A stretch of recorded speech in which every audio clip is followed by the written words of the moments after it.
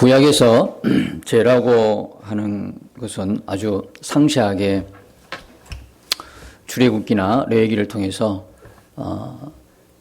지명하고 있는데요. 크게는 네 가지 죄를 말하고 있습니다. 하나는 고의적인 죄, 고의적으로 앙심을 품고 의도적으로 계획적으로 미리 이렇게 해서 숨어서 기회를 엿보다가 죽이는 그런 죄, 그런 걸 고의적인 죄라고 그래요. 그리고 또 무슨 도구를 사용해서 사람을 죽이는 그 죄, 그것도 고의적인 죄라고 합니다. 그러면 비고의적인 죄가 뭐냐? 전혀 그런 의도가 없어요. 죽이려고 하는, 살인하려고 하는 그 의도 없이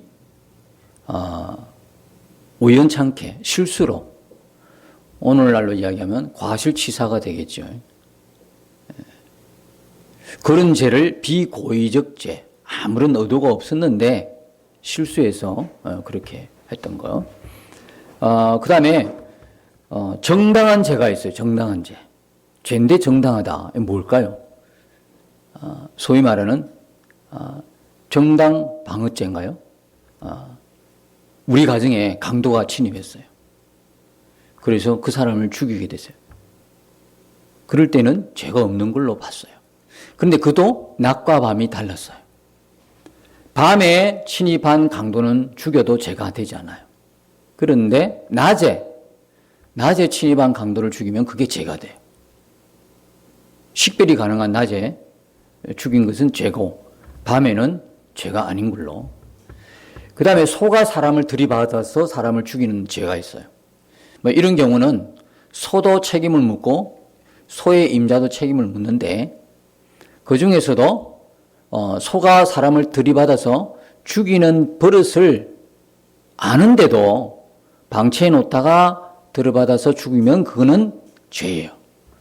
그러나 자기 소가 들이받는 그 버릇이 있는 줄 모르고 소가 들이받아서 사람을 죽이면 소만 죽어요. 임자는 죽지 않고. 그래서 이런 죄들을 이스라엘 백성들 구약에 보면 아주 자세하게 해놓았단 말이죠. 요런 죄는 사형에 처하고 죽이고, 그래서 옛날에 보면 동해보복법이라 그래가지고, 또 이에는 이, 눈은 눈, 들어봤죠? 상처난 부분 똑같이 왼팔을 상해를 입었으면 똑같이 보복할 수 있어요. 왼팔을 상해를 입히는 거예요. 생명을 손상시키면 내 생명을 줘야 되는 거거든요. 남의 생명을 해했으면 내가 내 생명으로 그것을 어떻게 해요? 속전할 수 있었어요. 갚을 수가 있었어요. 그래서 정당하게 뭡니까? 사람을 죽여도 보복이라 그러면 마땅히 죽이는 것이 죄가 아니었던 그 사회가 바로 예전에 그런 사회였어요. 지금도 중동 지역에는 그런 게 있습니다. 그래서 이런 사람들 이제 만날 때 조심해야 되는 거예요. 그런 거 많이 봤죠. 그래서 테러들이 왜 일어나느냐, 이런 원리를 밑에 배경으로 가지고 있다고 생각을 하시면 될 것 같습니다. 내가 당했으면 똑같이 갚아주는 거예요. 그게 옛날에는 합법적이었어요. 그래서 우리 집안에 누군가가 죽었다, 우리 친척 중에 누구 죽었다면 그 죽은 사람의 친척 중에 가장 유력한 자가 살인자를 죽여도 합법적이었어요. 전혀 죄가 되지 않았어요. 그런 의미에서 지금 이 도피성이 이제 나오기 시작합니다. 그러니까 우리가 보니까 이 도피성은 누구를 위해서 하나님이 주신 거예요? 우리들을 위해서, 우리 자신들을 위해서 이렇게 주신 거예요. 근데 2절에 보니까 이스라엘 자손에게 말하여 이르기를 내가 모세를 통하여 너희에게 말한 도피성들을 너희를 위하여 정해라. 2절과 3절에도 너희를 위하여 정하라. 여러분, 하나님께서 우리를 보실 때에 심각하게 보시는 문제가 뭘까요? 우리야 여러 가지 문제를 많이 안고 있잖아요. 재정적인 문제도 문제고, 또 건강의 문제도 문제고, 그렇잖아요. 관계적인 문제도 문제고, 하나님께서 우리에게 보시는 우리가 갖고 있는 문제 중에 심각한 죄라고 이야기하는 것은 그런 문제일까요? 재정으로 어려워서 그러면 내가 너에게 물질의 큰 복을 줄게 이런 것일까요? 심각하게 보는 게 건강을 잃었어요? 그럼 내가 너에게 건강을 줄게. 우리에게는 그게 가장 큰 문제지만 하나님 보실 때 어떨까요? 때로는 건강은 잃었는데 믿음은 회복되는 경우도 있어요. 물질은 없는데 믿음이 성숙한 믿음을 갖고 있는 경우도 있어요. 그게 우리가 만나는 고난이라는 주제죠. 고난을 통해서 사람이 점점점 이끌어가는 거죠. 고난을 통해서 신앙의 어떤 성장이 일어나는 거죠. 하나님께서 우리를 보시면서 가장 심각하게 보시는 문제는 뭐냐면 죄의 문제였다는 거죠. 왜냐하면 이 죄라는 것은 곧 뭡니까? 사망을 불러오기 때문에. 죄라는 것은 죽음을 불러오기 때문에 심각한 거죠. 그러니까 오늘 이 도피성 문제를 보면서도 하나님은 우리의 죄 자체를 심각하게 다루신다는 이야기죠. 왜? 우리가 그걸로 인해서 생명을 잃으니까. 그래서 생명을 잃지 않기 위해서, 우리를 위해서 하나님이 이 도피성 제도를 주셨다는 거거든요. 자, 이 도피성을 주실 때 하나님은 모세에게도 그렇게 말씀하셨고, 지금 여호수아에게도 그렇게 말씀하셨는데, 모세에게 했던 말씀을 상기시키면서 여호수아에게 다시 말씀하시는 거예요. 다시 말하면 하나님께서 굉장히 중요하게 보신다는 거거든요. 가나안 땅에 들어와서 땅을 다 분배시켜 놓고 이제는 각 지파들의 그 지역에서 살아갈 때에 그게 다 정리가 된 후에 이제 여호수아 20장에서 하나님은 이 도피성에 대해서 말씀하시고 도피성 6곳을 지명하여 주시는 거거든요. 그래서 이제 이 가나안 땅을 찾고 가나안 땅에 정착했을 때에 이스라엘 백성들에게 무엇이 중요한가? 이 땅을 하나님으로부터 받아서 분배받아 가지고 이제 살아갈 텐데 살아가면서 뭐가 중요한 것인가? 그걸 말씀하는 거죠. 지난번에도 말씀드린 것처럼 우리가 예수를 믿고 바로 천국 가버리면 아무런 문제가 없잖아요. 근데 예수 믿고 난 이후에 우리가 살아갈 시간들이 이 땅에서 있기 때문에 그렇다면 이 땅에서 뭐가 중요하냐? 그걸 하나님이 도피성을 통해서 우리에게 말씀하신다고 볼 수가 있는 겁니다. 여러분, 이 도피는 말 그대로 피하는 곳입니다. 어디로부터요?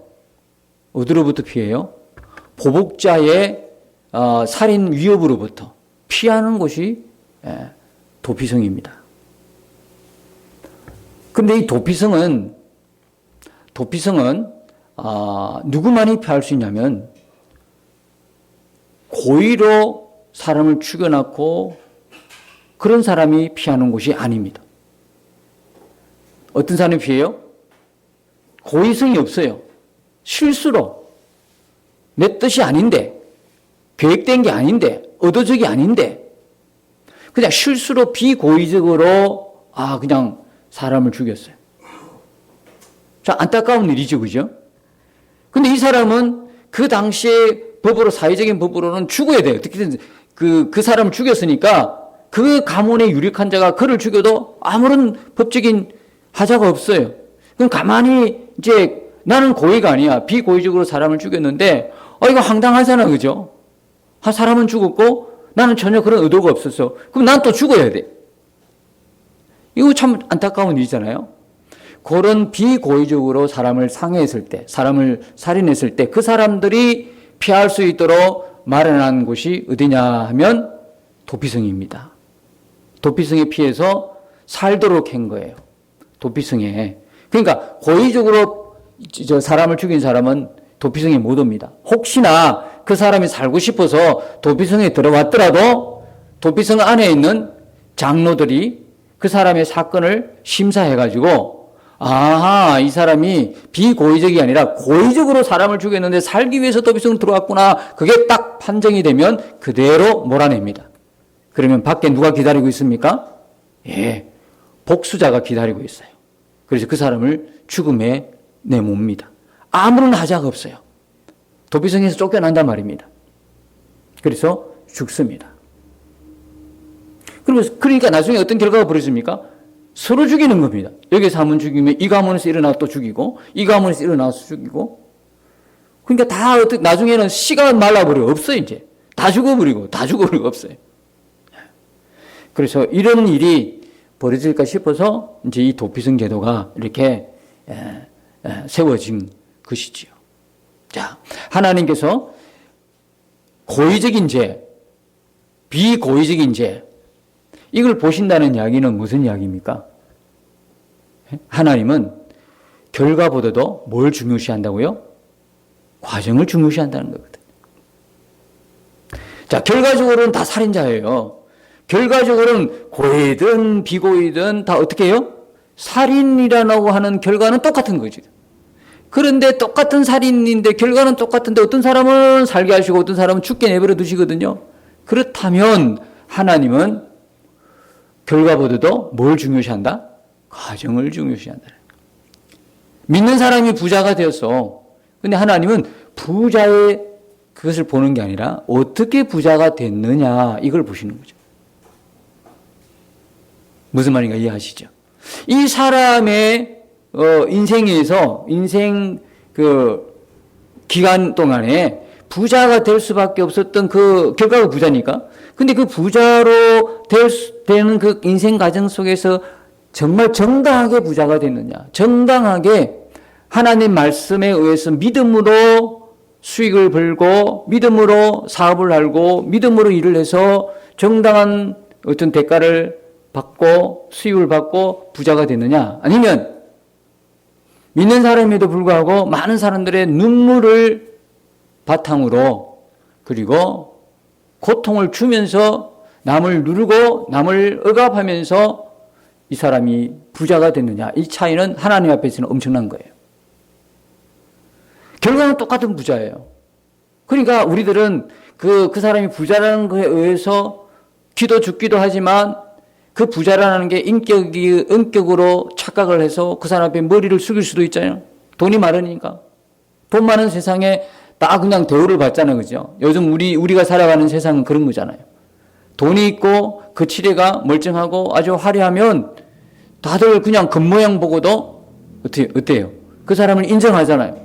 그러나 속이 어떻든 겉이 조금 화려하지 못하고 겉이 조금 뭐 좀 부족하면 그건 무시하는 거예요. 네. 그런 세상 속에서 우리는 결과만 보는 거예요. 결과만 뭐 어쨌든 간에 과정은 어쨌든 간에 그가 지금 높은 지위에 있거나 아니면 많이 배웠거나 의사거나 아니면 뭐 이 사회에서 누구나 가지고 싶은 그 포지션에 있거나 아니면 돈이 많거나 이 결과만 보는데 하나님은 뭘 본다? 그 과정을 보고 있다. 이 부분에 대해서 우리는 생각을 깊이 해야 됩니다. 하나님은 그 과정을 보신다는 거거든요. 그게 우리가 그 과정을 안 보고 결과만 쫓아간다면 세상 사람과 전혀 다를 게 없죠. 우리가 높은 포지션에 자리해도 하나님은 그 과정을 보셔서 심판하시는 거거든요. 하나님은 그걸 가지고 판정하시는 거거든요. 그것은 고의적이든 비고의적이든 살인이라는 결론은 똑같지만 그 내용을 보시고 한 사람은 도피성에서 살게 하시고 한 사람은 죽음으로 내모는 모습을 보면서 몰리는 모습을 보면서 하나님이 어떤 분인가를 우리는 알 수가 있는 거죠. 자, 이 도피성에 이제 이렇게 피했는데 도피성은 하나님께서 이스라엘 경내 중에서 저기 가나안 땅에 6군데를 뒀습니다. 우리 한번 PPT 한번 띄워주실래요? 네. 6군데를 이렇게 뒀는데요. 여기 보면 잘 보이십니까? 네. 저기 보면 위에 납달리 지파에 속해 있는 게데스라는 곳이 있고요. 그 다음에 에브라임 지파에 있는 세겜, 유다 지파에 있는 헤브론, 그 다음에 르벤 지파의 베셀, 그 다음에 갓 지파의 길랏 라못, 그 다음에 저 위에 므낫세 지파의 바산 골란. 여러분 이 그림을 이래 보면 어떤 점을 느끼십니까? 이 균형이 좀 잡힌, 서로 간의 거리도 너무 떨어지지 않고 이렇게 보면 비슷비슷하죠? 왜 이랬을까요? 이 거리가 서로 반경 50km 이내에 있는 거예요. 내외, 50km 내에. 50km 내외라는 거는 하루 만에 도달할 수 있는 거리거든요. 그러니까 어떤 사람이 도피성에 피할 수밖에 없을 때 그 도피성을 피하는데 너무 멀어버리면 어떤 일이 벌어질까요? 그를 추격해 오는 복수자에 의해서 죽임을 당할 수가 있어요. 그러니까 하루 만에 도달해야 돼. 어느 지역이든 가나안 어느 지경에 있든 하루 만에 도달하는 그곳에 6군데 도피성을 두셨어요. 너무 늦어버리면 멀어가지고 도피성 가는데 너무 멀어버리면 어떻게 돼요? 잡혀서 죽으니까 곳곳에 6군데나 이렇게 두셨어요. 그리고 이 도피성이라는 그것이 민수기 35장 나오고 신명기 19장에 나오고 여호수아 20장에 나오고 그리고 출애굽기에도 나오는데 신명기 19장에 보면 이 도피성으로 가는 길을 넓히고 길을 잘 닦아놨어요. 매년 보수하는 거예요, 이게. 그리고 그 유대 전성에 보면 이 도피성으로 가는 팻말을 붙여놔가지고 누구나 쉽게 찾을 수 있도록. 그리고 이 도피성에 있는 특징이 있습니다. 이 도피성에는 6군데는 레이가 사는 성읍입니다. 그리고 특징 또 하나는 높은 곳에 위치해 있습니다. 자, 옛날에 그 살던 사람들의 개념으로는 높은 곳은 안전하다라고 하는 생각을 갖고 있어요. 그리고 높은 곳은 누구나 봐도 훤히 볼 수 있는 곳이다라는 개념을 갖고 있죠. 그래서 이렇게 하나님께서 도피성 6군데를 이런 높은 곳에 그리고 레위 지파가 사는 성읍에 두신 목적을 어렴풋이 우리가 이해할 수 있는 거예요. 누구나 쉽게 찾을 수 있도록, 누구나 이 도피성에 들어와서 도피할 수 있도록, 그리고 안전과 생명을 보장받을 수 있도록 하나님이 그리 정해놓으셨어요. 근데 여러분, 이 도피성은요, 하나님께서 결국 누구를 나타내고 계신다는 이야기입니까? 예수 그리스도이십니다. 이 6군데의 지명 이름들이 다 예수님의 인격을 표현하고 있어요. 자, 이 게데스는 거룩이란 뜻이고 어렵다 하는 뜻을 갖고 있어요. 그럼 이 예수님은 어떤 모습이에요? 어려우신 예수님이거든요. 우리를 구원하신 예수님은 어려우신 예수님이세요. 죄가 없으신 분이요. 그래서 유일한 우리의 구원자가 되시고 우리를 거룩하게 하시는 분이에요. 어떻게 해요? 구별하고 성별하셔서 우리를 거룩하게 하시는 분이거든요. 그 다음에 두 번째 내려가 보면 저 세겜이 있죠. 에브라임 지파 세겜은 으깨라는 그 지명의 이름이 있어요. 이 으깨라는 것은 뭐냐면 정사를 으깨매었다. 모든 권세가 예수님의 어깨에 다 있어요. 예수님이 왕이란 말이에요. 그런데 또 하나는 뭐냐면 우리의 무거운 짐과 죄의 짐과 그죠? 우리의 죄와 인생의 무거운 짐을 어깨에 지고 십자가를 지고 가시는 예수님이세요. 우리 인생의 모든 무거운 것, 모든 죄의 짐을 그분은 어깨로 십자가를 지고 가시는 예수님. 그 다음에 이 헤브론은 교제하다라는 뜻을 갖고 계세요. 예수님은 우리를 하나님과 교제하게 하신 예수님이세요. 뭐래요? 십자가로 인하여. 그 다음 밑에 베셀이 누구죠? 베셀. 이 베셀은 요새라는 뜻을 갖고 있어요. 우리 예수님은 우리의 산성이시고 우리의 견고한 바이시고 요새이십니다. 그래서 이분 밑에 피하면 걱정이 없어요. 두려움이 없어요. 염려가 없단 말이에요. 이분이 강력한 요새, 누구도 뚫을 수 없는 요새가 예수님이신 겁니다. 그 다음에 길랄 라못이 있죠. 가장 높은 이란 뜻을 갖고 있습니다. 예수님은 가장 높으신 분이시고 우리로 하여금 가장 높이 존귀하게 만들어주신 분이 누구다? 예수님이시다라는 거예요. 우리에게 이 영광의 복이 있어요. 밑에 베셀은 뭡니까? 요새, 승리의 복을 주시고. 그 다음에 바산골란의 뜻은 뭡니까? 바산골란은 망명이란 뜻도 있고 기쁨이란 뜻을 갖고 있어요. 망명. 언제든지 그쪽으로 넘어가 버리면 안아주시는 거예요. 언제든지 환영해 주시는 예수님. 우리가 예수님께로 쫓아가면 그분은 우리를 품에 안으시는 예수님이라는 거예요. 그 다음에 기쁨이란 뜻이죠. 우리 예수님은 우리의 기쁨이세요. 그래서 우리는 그분을 통해서 기쁨과 행복의 복을 받고 사는 사람들이거든요. 자, 이렇게 보십시오. 도피성의 이 6가지가 다 누구를 비추고 있습니까? 예수님을 비추고 있어요. 놀라운 거 아닙니까? 예수님을 비추고 있어요.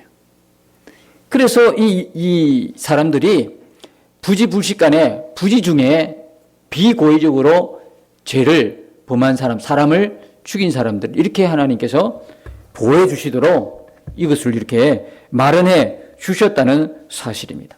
자, 이제 이 도피성, 여러분, 도피성에 있으면 언제까지 이 도피성에서 있느냐 하면은 6절 보십시오. 그 살인자는 회중 앞에 서서 재판을 받기까지 또는 그 당시 대제사장이 죽기까지 그 성읍에 거주하다가 그 후에 그 살인자는 그 성읍 곧 자기가 도망하여 나온 자기 성읍 자기 집으로 돌아갈지니라 하라 하시니라. 이제 여기 피했어요. 피했는데 이제 비고의적 살인을 저지르고 이제 여기 피해 있으면 아무도 못 들어와요. 여기가 이 도피성이 아주 견고한 요새와 같은 그런 성읍이라서가 아니라 도무지 아무리 공격해도 뚫지 못하는 난공불락의 성이라서 그런 것이 아니라 이것은 하나님의 약속이었어요. 이것은 하나님의 언약이었단 말입니다. 도피성은 하나님 우리에게 주신 우리를 살리기 위한 하나님의 언약이에요. 언약. 예수 그리스도가 우리의 언약인 것처럼 도피성이 우리 하나님의 언약으로 주셨기 때문에 거기에는 뭐 높은 담도 필요 없어요. 그냥 이렇게 경계선만 끊어놨어요. 그런데도 못 들어와요. 못 들어온다고요. 그건 하나님의 법칙이고 하나님의 약속이고 언약이기 때문에 그걸 넘어올 수가 없는, 그 성읍에 들어갈 수가 없는 거예요. 아무리 복수를 하고 싶어도 못 들어가는 거예요. 이렇게 들어온 사람, 이 들어온 사람은 언제까지 여기 있어야 되냐? 그래도 비고의적으로 살인을 해도 죄는 죄잖아. 어쨌든 간에, 그죠? 죄는 죄잖아요. 당장 복수를 받고 죽진 않아도 그 죄는 죄잖아요. 그래서 도피성에서 있으면서 이 사람이 회개 기간을 갖습니다. 여러분, 조금 전에 제가 뭐라고 그랬습니까? 이 도피성에는 누가 거주하고 있습니까? 레위 지파의 사람이 거주하고 있어요. 레위 지파는 뭐 하는 사람입니까? 하나님을 섬기잖아요. 예배하잖아요. 제사드리잖아요. 그럼 이 사람이 거기에 도피하면서 뭐 하겠습니까? 하나님을 예배하고 영적으로 회복이 일어나는 겁니다. 거기서 자기의 죄에 대해서 회개가 일어날 것이고 아무리 고의적이 아니어도, 그죠? 고의적이 아니어도 거기에서 회개가 일어나고 사람이 새롭게 거듭나는 그 은혜를 받는 그 기간, 그 장소가 도피성입니다. 그런데 이 사람이 이제 자유를 얻을 때가 있습니다. 집으로 돌아갈 때 있습니다. 그때가 언제냐면 그 당시 자기를 받아줬던 그 성읍의 제사장이 죽을 때. 제사장이 죽을 때 그때 자유를 얻습니다. 집으로 돌아가도 그를 다시 죽일 수 없습니다. 그러니까 거기에 피해 있는, 도피성에 피해 있는 그 살인자는 뭐 하기만을 기다리겠어요? 제사장이 죽기만을 기다리겠죠. 왜? 제사장이 죽으면 그걸로 끝나니까, 자유를 얻으니까. 뭐 느껴지는 거 없습니까? 제사장의 죽음으로 한 사람이 생명을 얻고 자유를 얻습니다. 이 제사장은 누구를 이야기합니까? 우리의 대제사장이신 예수 그리스도인 겁니다. 그래서 히브리서 9장 12절인가요? 우리에게 대제사장이 있으니 양과 소의 염소와 그리고 염소와 양의 피로 말미암지 않고 자기의 피로 영원한 속죄를 이루사 단번에 지승소에 들어가셨어요. 인간 제사장들은 자기 피가 아니라 자기 피를 아무리 흘려도 아무 소용없어요. 그래서 짐승의 피를 흘려서 속죄하잖아요. 근데 우리의 대제사장이신 예수님만이 누구의 피를? 자기의 피를, 거룩하시고 어려우신 그분의 피를 흘리셔서 무슨 속죄? 영원한 속죄. 인간 대제사장은 드리고 또 드리고 또 드리고 또 드리고 계속 드려야 되지만 우리 예수님은 우리의 영원한 속죄 제물이 되셔서 그 한 분의 제사로 말미암아 우리를 영원히 속죄하셨거든요. 그래서 우리를 어떻게 해요? 하나님 앞으로 인도하신 분이잖아요. 우리를 지성소로 희장 앞으로 우리를 인도하셨어요. 그래서 히브리서 10장에 보면 19절에 보면 뭡니까? 그 은혜를 입은 우리가 어떻게 나아가라? 담대하게 나아가라. 그분 앞에 담대하게 나아가라. 왜? 그 이유를 뭐라고 설명하고 있습니까? 예수의 피를 힘입어. 예수님이 나 위해서 피 흘려주시기 때문에 우리가 하나님 앞에 담대히 나아가게 되었다는 거거든요. 그리고 이 도피성이 바로 그걸 의미하는 거예요. 이 속에서 이 사람이 이제 그 보호를 이제 받고 있어요. 이 도피성을 벗어나는 데 문제가 생기는 거예요. 도피성을 제사장이 죽지도 않았는데 스스로 발로 나가서 죽으면 책임이 없어요, 이제는. 제사장이 반드시 죽어야 되는 거거든요. 제사장이 죽어야 자유를 얻거든요. 우리의 자유, 우리가 얻은 자유, 우리의 생명은 예수님의 죽음으로 얻은 거예요. 예수의 피를 힘입어 우리가 살아난 거거든요. 그러니까 전체 지금 도피성을 이야기하면서 전체 집중하고 있는 게 누구냐? 예수님을 집중하고 있어, 지금. 도피성이 예수님이죠. 이 그리스도 예수 안에. 그래서 다시 말하면 이 도피성은 하나님의 언약이고 예수 그리스도의 모형인데 이걸 우리가 풀어서 이해하자면 언약을 벗어나서는 구원이 없다는 이야기예요. 언약 안에 있는 자만이 하나님의 구원을 받는 거거든요. 다시 말하면 그리스도 예수 안에, 도피성 안에, 그리스도 예수 안에 있는 자만이 구원을 얻는 거거든요. 그리스도를 벗어나면 그리스도 밖에서는 구원이 없거든요. 출애굽의 역사가 일어날 때 6월절 그 밤에 양의 피를 바른 그 집 안에 있을 때 구원이 있지 그 집을 벗어난 밖에는 구원이 없는 거거든요. 기생 라합의 빨간 줄을 내민 그 집 안에 구원이 있지 밖에는 구원이 없다는 이야기거든요. 우리의 구원은 오직 그리스도 예수 안에 있을 때 구원이 이루어지는 거거든요. 밖을 벗어나면 안 돼요. 요즘 참 세상이 이상하게 돌아가는 세상이라 신학자들도 소위 말하는 목회자라고 이야기하는 사람도 이상하게 지금 빙빙 돌아가고 있어요. 빙빙 도는 세상이에요. 중심 잡으셔야 돼요. 신학자도 그렇게 이야기해요. 예수 외에 구원이 있다고 이야기해야 되는데 예수 외에도 구원이 있다고요. 예수는 구원의 한 방법이지 다른 곳에서도 구원이 있다고 이야기한 그것도 어느 교단의 정식 신학자예요. 그런 식으로 신학생들을 가르치니까 어떤 일이 벌어지겠어요? 그리고 간간히 그런 일이 벌어진다니까요. 예수 외에도 다른 곳에 구원이 있다는 거죠. 불교에도 구원이 있다는 이야기거든요. 그러나 우리가 고백하는 신앙은요. 오직 예수입니다. 예수 외에는 구원자가 없어요. 하나님의 약속을 벗어나서는 누구도 구원 못 받아요. 하나님의 언약 안에 있을 때 구원이 이루어지고 예수 안에 있을 때 구원이 이루어지는 것이지. 그러니까 교회 안이 아니고 예수 안이라고요. 바라고 원하는 것은 여러분들이 교회 안에도 있지만 예수 안에 있으셔야 되는 거거든요. 예수 안에는 없는데 교회 안에만 들어오도 백날 소용이 없어요. 예수 안에 없으면 그는 마지막 날에 심판받아요. 그는 마지막 날에 지금까지 내가 열심히 교회 생활했는데 종교 생활을 했는데 나중에 보면 선택받지 못해요. 구원받지 못해요. 그래서 우리는 교회 안에 있는 것이 곧 예수 안에 함께 있어야 되는 것을 꼭 기억하셔야 되는 거거든. 우리 오늘 도피성은 바로 그 이야기를 말씀하고 있습니다. 누구나 가까이, 누구나 함께 할 수 있도록, 누구나 찾아올 수 있도록 그렇게 만들어 놓았어요. 여러분, 오늘 한국에 교회가 많다고 하는데 더 많아져야 돼요. 누구나 교회를 찾아올 수 있도록, 누구나 열린 문으로 찾아올 수 있도록 교회 문을 열어놓고 누구나, 밤이든 낮이든 누구나. 여러분도 기도할 때 언제든지 오셔요. 우리가 이 공간을 예배 처소로 쓰고 있는데 아깝지 않아요. 여러분들이 마음껏 쓰도록 우리가 공간을 잡아놓은 낮이든 밤이든 오고 싶은 대로 계속 오셔서 주님을 만나시고 은혜 받으시고 그렇게 하셔야 되는 거거든요.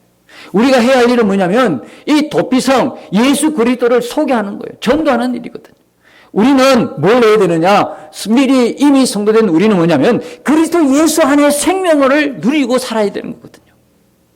그냥 종교 생활하는 거에 만족하지 말고 그걸로 끝나지 말고 그리스도 예수 안에 있는 풍성한 은혜를 함께 누리셔야 되거든요. 그런 자가 도피성으로 가는 길을 안내할 수가 있어요. 그런 사람이 예수님을 전도할 수가 있어요. 사랑하는 성도 여러분, 오늘 이 도피성 예수 그리스도 우리가 이미 그분 안에 있는 줄로 믿습니다. 생명 얻는 줄로 믿습니다. 이 생명, 우리에게 주어진 이 생명 풍성히 누리시고 도피성을 몰라서, 그죠? 이 도피성 예수를 모르고 살아가는 사람들에게 여러분들이 도피성을 소개하는, 예수님 마지막 십자가에서 운명하시면서 뭐라고 기도했습니까? 하나님 아버지께, 하나님 아버지 저들을 사하여 주옵소서. 저들은 자기들이 하는 일을 알지 못합니다. 무슨 이야기냐? 고의적이냐 비고의적이냐 이야기했을 때 예수님이 끝까지 죽으시면서까지 또 그 사람들을, 예수님 십자가에 못 박은 그 사람들을 하나님 그들이 알지 못하고 했나이다. 다시 말하면 비고의적 죄라고 이야기하고 있는 거예요. 이 이야기가 우리에게 소망이 되고 희망이 되는 것은 왜 그렇죠? 도피성으로 피할 수 있는 소망이 있게 하시기 위해서 그 말씀하신 거거든요. 고의적으로 죄를 범하면 알고 예수를 십자가에 못 박은 사람 같으면 도피성을 피할 수 없을 텐데, 하나님 이들은 자기들이 지금 하는 일을 모릅니다. 알지 못하고 이 죄를 범하고 있으니까 이 비고의적 죄에 대해서 도피성으로 얼마든지 피하여 생명을 얻을 수 있는 기회를 주십시오. 그것이 그들의 소망이 되게 해주십시오. 라고 마지막 하나님 아버지 앞에 기도하시면서 죽으셨어요.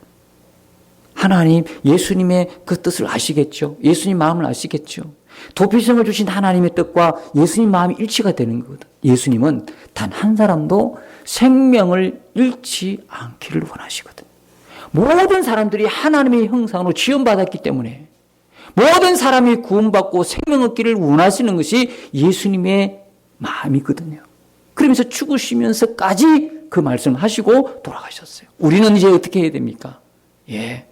그 예수님 우리 안에 모시고 살아가는 사람이고 예수의 생명을 누리고 사는 사람이라면 우리도 끝까지 원수 같은 사람일지라도 우리는 그가 하나님 알지 못했으므로 죄를 짓고 있으므로 그를 도피성으로 피할 수 있는 기회를 주시고 은혜를 주셔서 생명을 얻을 수 있도록 그렇게 기도하시면서 우리의 착한 행실과 선행으로 하나님의 자녀임을 보여주면서 그를 전도하는 거예요. 제가 요즘 안타깝게 여기는 건 뭐냐면 전도의 방법들이 달라져야 한다는 거거든요. 예수 천국 불신 지옥 좋아요. 그렇게 외치는 거 아무나 마음 할 수 있는 거 아니거든요. 믿음의 담력으로 외칠 수 있어요. 얼마든지 그런 기도, 그런 전도도 필요하지만요.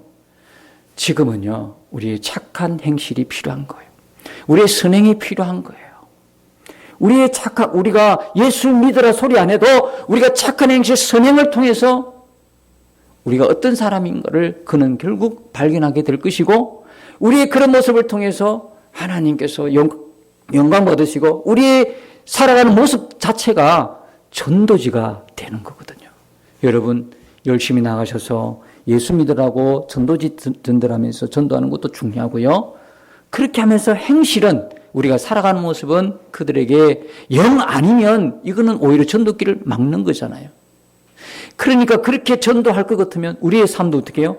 착한 행실과 선행을 통해서 세상 사람들이 똑같이 살아가는 방식이 아니라 손해를 입더라도 내가 희생을 하더라도 예수님만 증거될 수 있다면, 하나님의 영광만 나타낼 수 있다면, 하나님이 기뻐하신다면 얼마든지 감수할 수 있는 그 착한 행실, 그 선행으로 하나님께서 여러분들의 그 모습을 보시고 하나님이 얼마나 기뻐하시겠어요. 그런 모습을 통해서 도피성 예수 그리스도를 전할 수 있는 저와 여러분의 삶이 되시기를 축복합니다. 이번 한 주간도 여러분, 우리 안에 계시는 도피성인 우리의 피난처 되신 예수님, 우리와 영원토록 함께 하시겠다고 약속하신 그 예수님의 말씀을, 언약을 붙들고 세상 가운데 두려울 일이 많은 가운데, 문제 속에 근심할 일이 많은 가운데서도 두려워 떨지 아니하고 오히려 기뻐하시고 감사하시면서 그분과 함께 행복한 동행 이루시고, 그리고 여러분 주변에 도피성인 그 예수님 알지 못하는 그 사람들에게 예수님을 전가하는 복된 저와 여러분의 남은 생애가 되시기를 예수님 이름으로 축복합니다.